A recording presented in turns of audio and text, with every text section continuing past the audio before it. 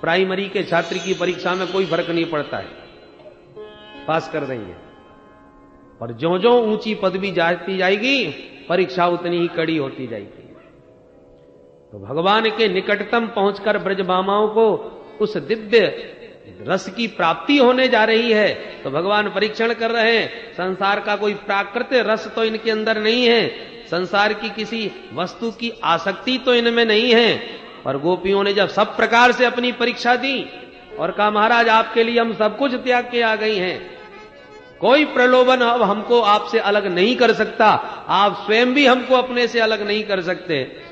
तब भगवान प्रसन्न हो गए, परीक्षा में पास हो गई और आत्मारामोप्यरीरमत। अब वो आत्माराम प्रभु ब्रजबामाओं के साथ रमण करने लगे, विहार करने लगे। जैसी गोपियों के साथ भगवान ने उनका मनोरथ पूर्ण करने के लिए ताता थैया करके थिरकना प्रारंभ किया, गोपियों के आनंद का पारावार नहीं रहा। नाचते हुए उस नट नागर को देखकर गोपियों को भ्रम हो गया कि देखो कैसे नाच रहे हैं हमारे इशारों पर। उस त्रिभुवन पति को हमने अपने बस में कर रखा है।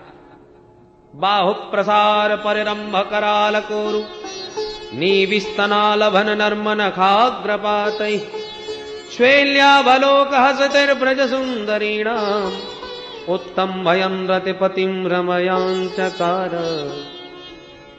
उत्तम भयं रतिपतिं रमयांचकार।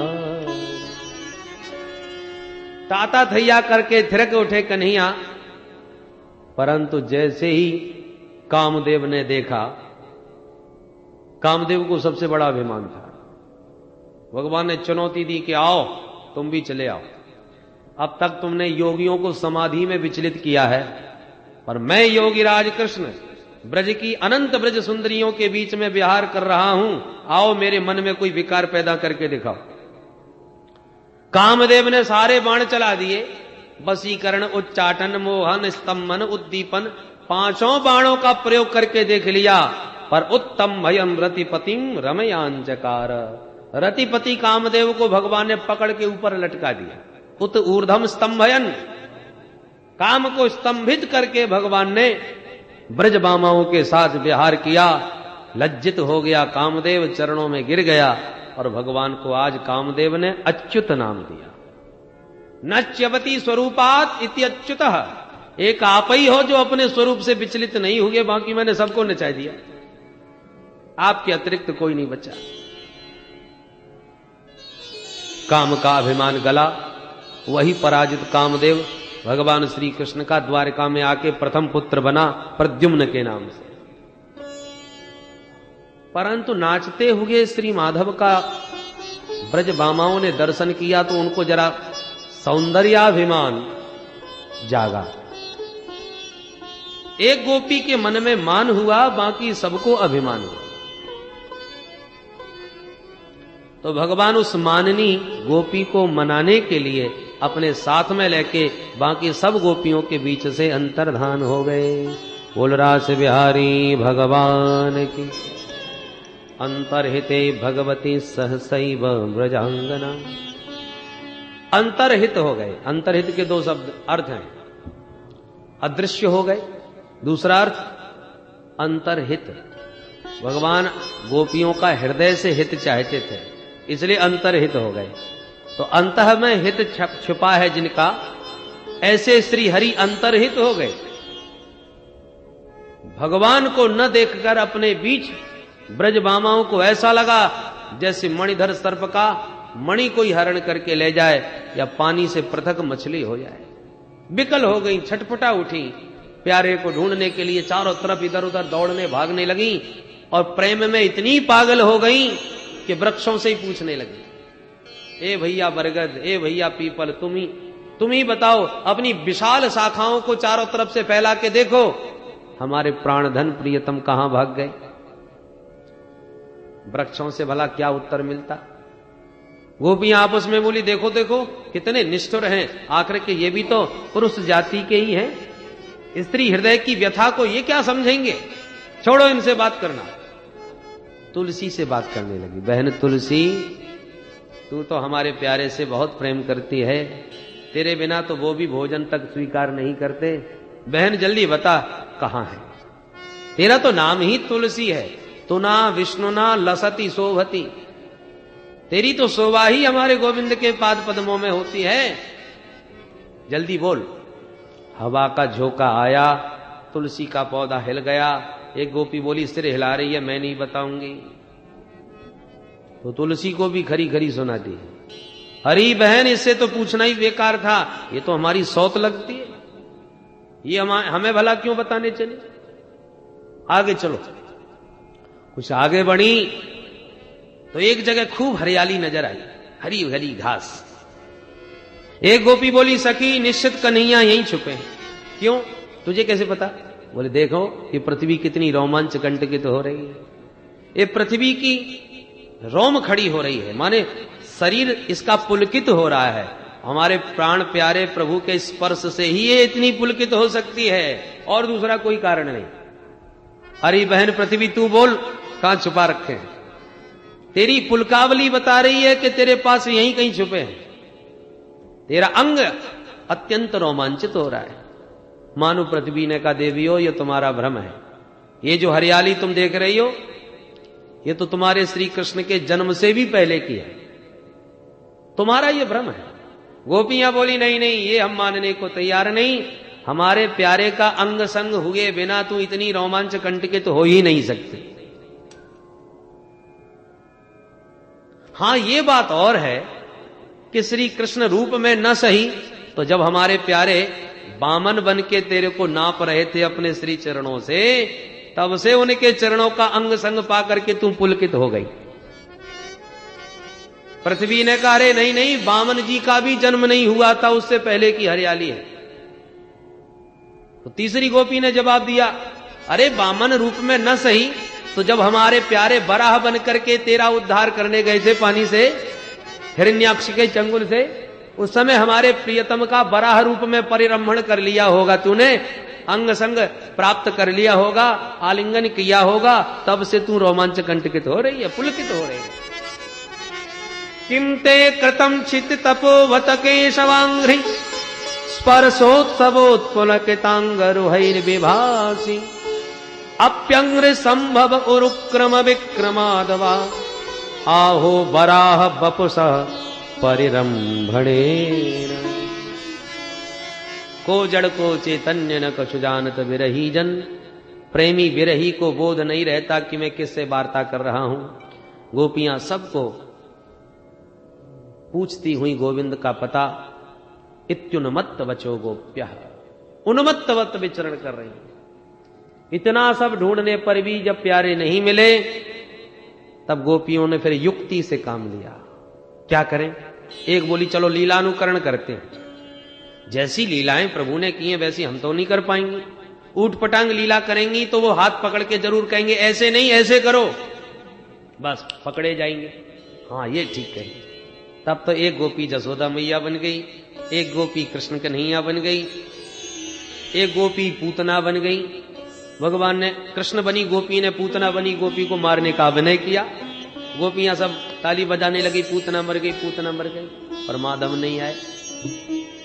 एक गोपी अपनी चुनरी को आकाश में उड़ा के कहती है ब्रजवासियों मत घबराओ, मैंने गोवर्धन उठा लिया, ये इंद्र तुम्हारा कुछ नहीं बिगाड़ेगा। मां भैष्टवात वर्षाभ्याम तत्प्राणम विहितम मया। माधव फिर भी नहीं आए, सारी लीलाओं का अनुकरण कर लिया। एक गोपी तो कृष्ण बनकर के इतनी तन्मय हो गई कि कहती है कृष्णोहम पश्यत गति। देखो देखो मेरी चाल देखो, मैं ही कृष्ण हूं। जैसे ब्रह्म चिंतन करते करते बड़े बड़े सिद्ध संत सोहम की सत्ता में स्थित हो जाते हैं। शिवोहम सोहम। आज गोपियों को भी कृष्णाद्वैत प्राप्त हो गया। कृष्ण चिंतन करती करती स्वयं कृष्णोहम, मैं ही कृष्ण हूं।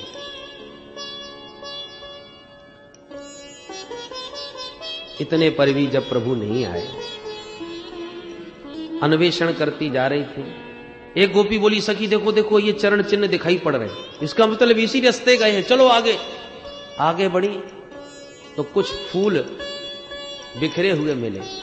एक बोली सखी हमारे प्यारे के साथ साथ एक चरण चिन्ह और दिख रहे हैं। इसका मतलब वो अकेले नहीं है, कोई उनके साथ में भी है। ये कौन है जो अकेली श्री कृष्ण को अपने साथ लेके चली गई? अरे सखी देख देख, यहां पर हमारे प्यारे के चरण बहुत गड़े हुए मालूम पड़ रहे हैं। इसका मतलब उसे कंधे पर बैठाया है। और ये फूल टूटे हैं। ओहो, समझ गई, यहां पर फूल चुन चुन के उसका श्रृंगार किया होगा। केशव प्रसादनम तत्र कामन्य कामिना कृतम अनया राधितो नूनम भगवान हरिश्वर।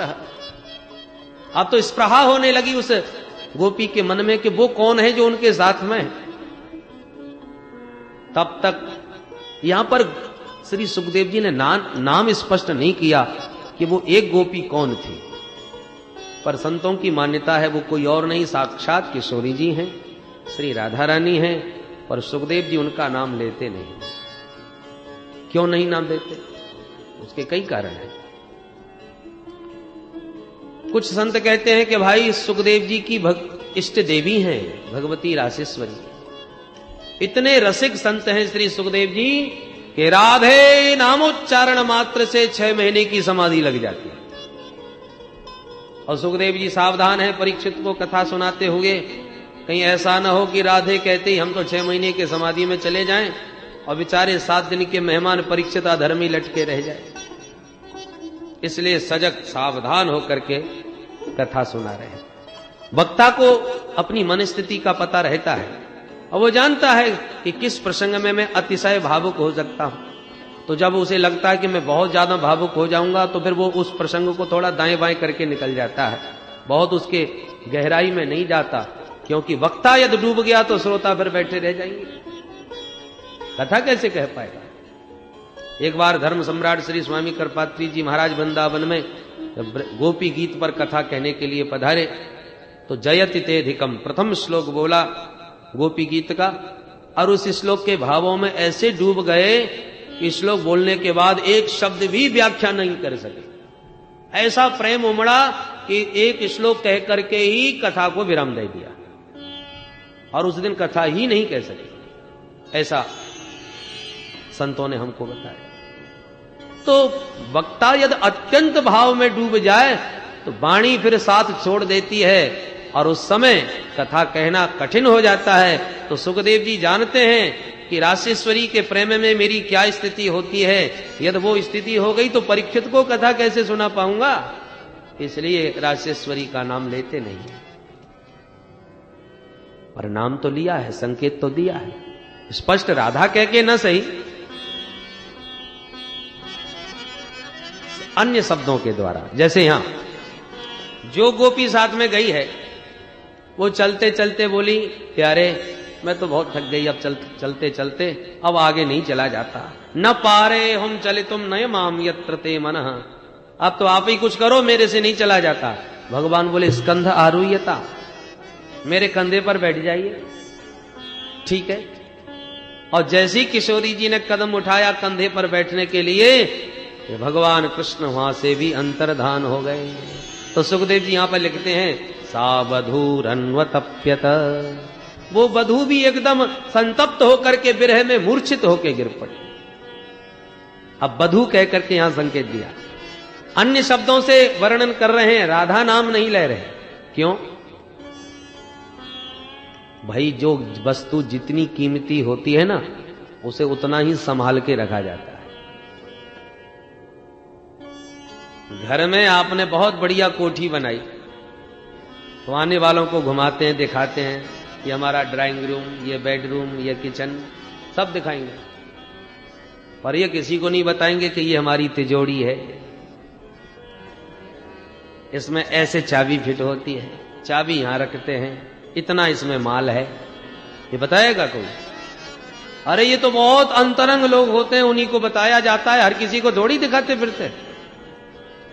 उसी प्रकार इस श्रीमद् भागवत के भवन में राधा तत्व के रत्न को शब्दों की तिजोरी में इतना छुपा करके रखा है श्री सुखदेव जी महाराज ने कि जो परम वैष्णव अनन्य रसिक हैं भगवान के, वो तो उस तिजोरी को खोल करके देख सकते हैं, उस रत्न को।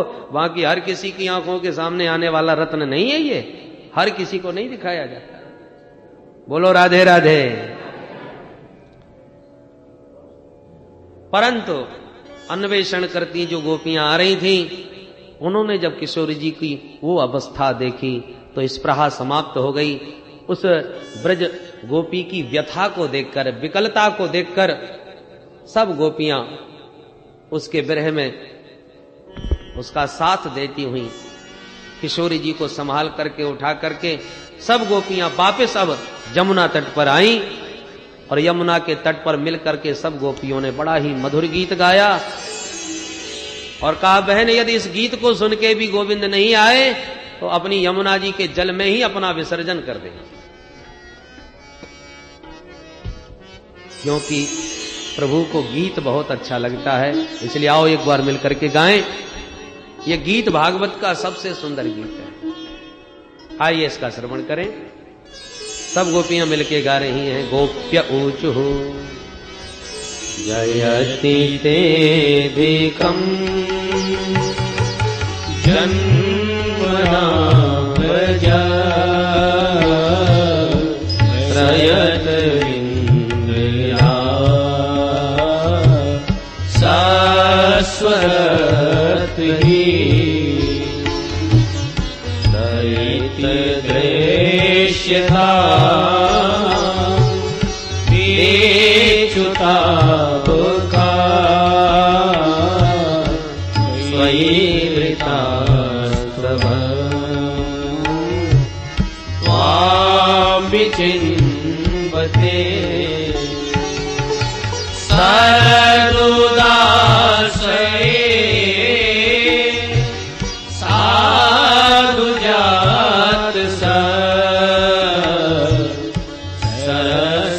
सरसिजोदर श्रीमुषदृश सुरतनाथ ते अशुल्क दासिका वरनिर्घतो नेह किं बध विसर्जनाप्यया व्याघ्राक्षसा वर्षमारुता दैतुरानला वृषभयात्मजा विश्वतो भया ऋषभते वयं रक्षिता मुहु न खलु गोपिका नन्दनो भवान्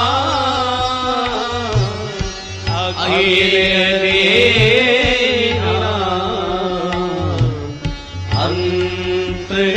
अंतरात्मिक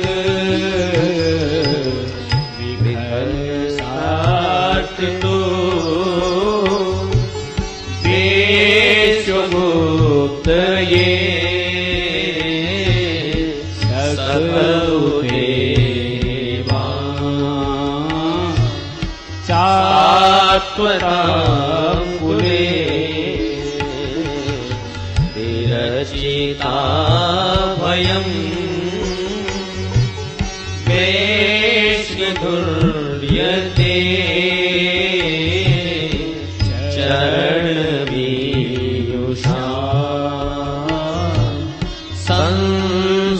संस्रतेर्भया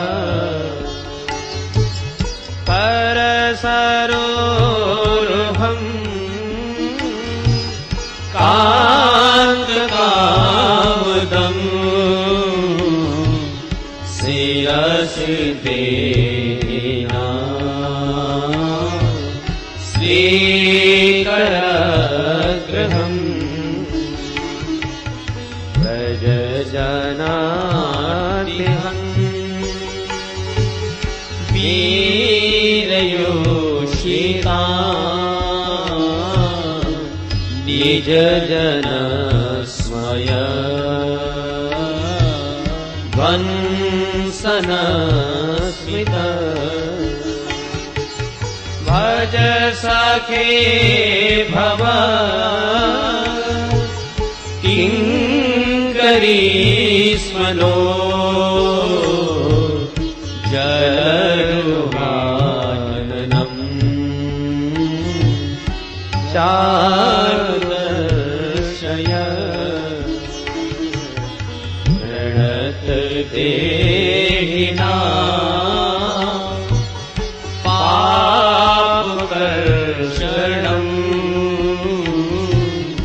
तृणचरानुगम् श्रीनिकेतनम् भाणे भाणार्पितम् ते पदाम्बुजम् कृणुकुचे सुना कलिन्देशयम्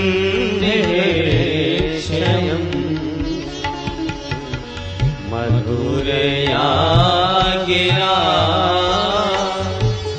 बल्गुबाक्यया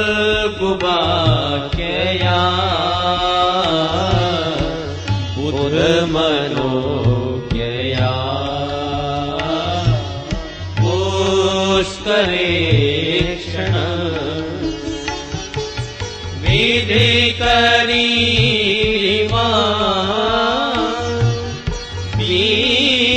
वीरमुयति दधरसि धुना ध्यायस्वन तव कथामृतम् तप्तजीवनम् कविभिरीडितम् कल्मषापहम् श्रवणमङ्गलम् श्रीमदाततम्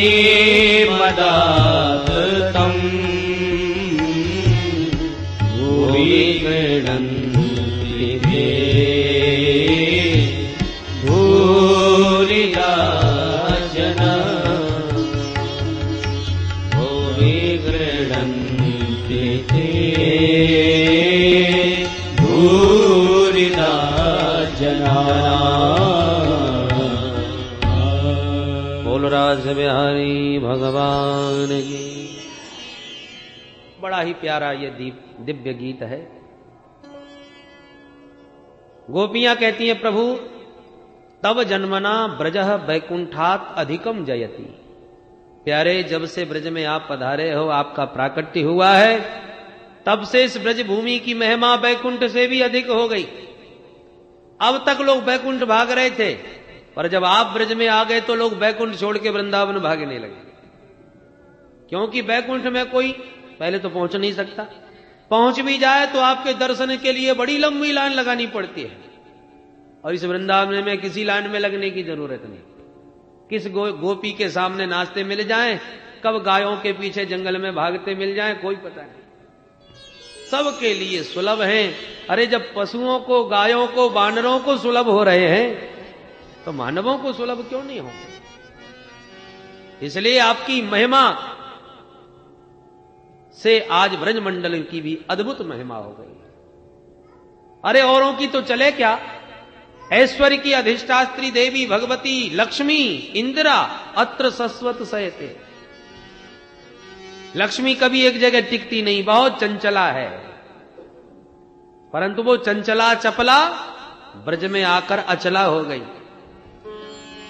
आपको जब देखा तो चंचला लक्ष्मी अपनी चंचलता को छोड़कर ब्रज में अचल होकर बैठ गई। हे दैत्य दृश्यता, हे दयालु अब तो दर्शन दो। दिक्षु तावका, देखो देखो सब हम तुम्हारी है।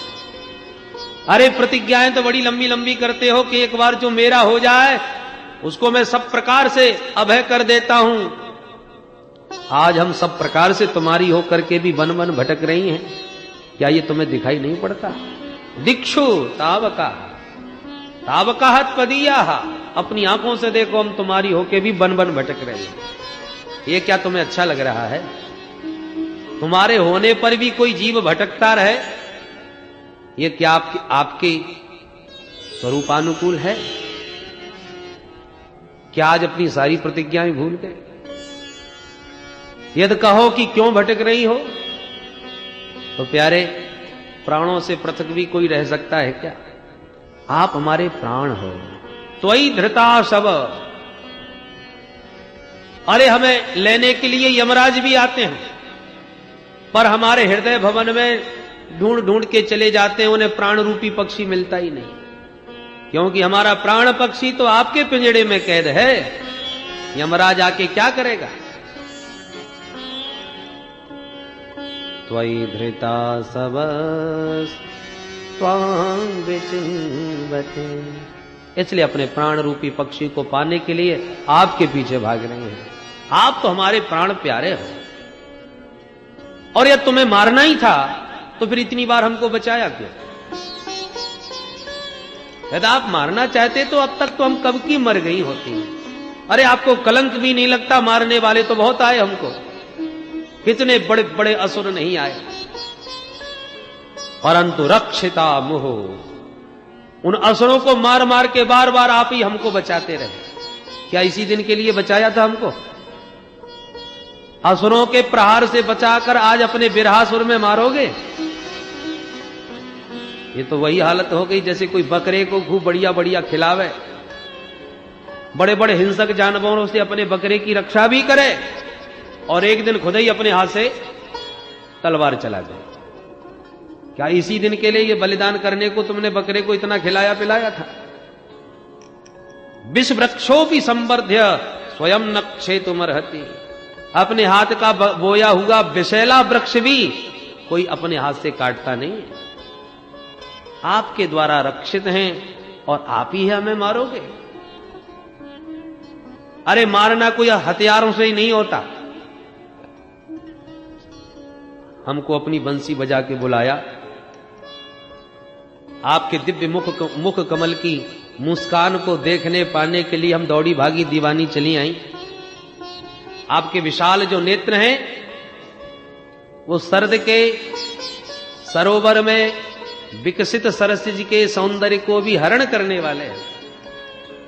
उन नेत्रों में मिलन की दिव्य भावनाएं भरी हुई थी, इसलिए हम सब कुछ त्याग के चली आए। पर मिलन की उत्कंठा जगा करके बिना मिले हमें छोड़ के भाग गए। क्या ये मारना नहीं हुआ? नेह किम बधा, तुम्हारी इस निष्ठुरता को देख देख के अब के तो लगता है तुम जसोदा मैया के बेटा तो हो नहीं सकते। हमारी जसोदा तो कितनी स्नेहमयी, वात्सल्यमयी, करुणामयी, दयामयी है, और उनका तुम जैसा निष्ठुर बेटा। नखल गोपिका नंदन, आप यशोदा नंदन नहीं हो सकते। सुना है कि भक्तों का कल्याण करने आए हो। विघ्न सार्थ तो विश्वगुप्त, ब्रह्मा जी की प्रार्थना पर विश्व का कल्याण करने, भक्तों का परित्राण करने पधारे हो, तो क्या हम आपकी भक्त नहीं हैं? फिर हमारा कल्याण क्यों नहीं कर रहे? हमारा उद्धार इस संकट से क्यों नहीं कर रहे? यदि अंतर्यामी हो तो हमारे भीतर की भावनाओं को क्यों नहीं समझ रहे? यदि ये तुम्हारा संकेत है कि हमारे अंदर अभिमान का जहर भर गया इसलिए आप भाग गए, तो प्रभु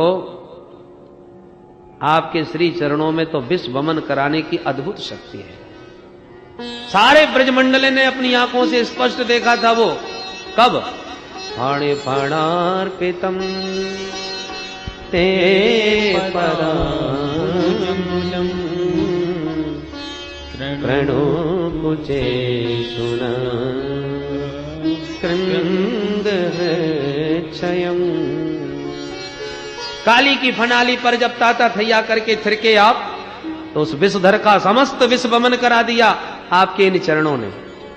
तो जो चरण काली का विष वमन करा सकते हैं, वो चरण क्या हमारे हृदय पर स्थापित होकर के हमारा अभिमान का विश्व समन नहीं कर सकते?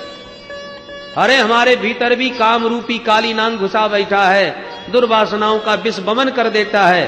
प्रभु आप अपने श्री चरणों को हमारे वक्ष पर धारण करके उस काम रूपी कालिय का भी मर्दन कर दीजिए। कर्ण कुचे सुनः क्रंद हृच्छयम हृदय शेतेति हृच्छय। हम तो आपके विरह में मरना भी चाहे तो भी नहीं मर सकते, क्योंकि अमृत पीने के बाद अमृत उसे मरने नहीं देगा, अमृत तो प्रदान कर देगा।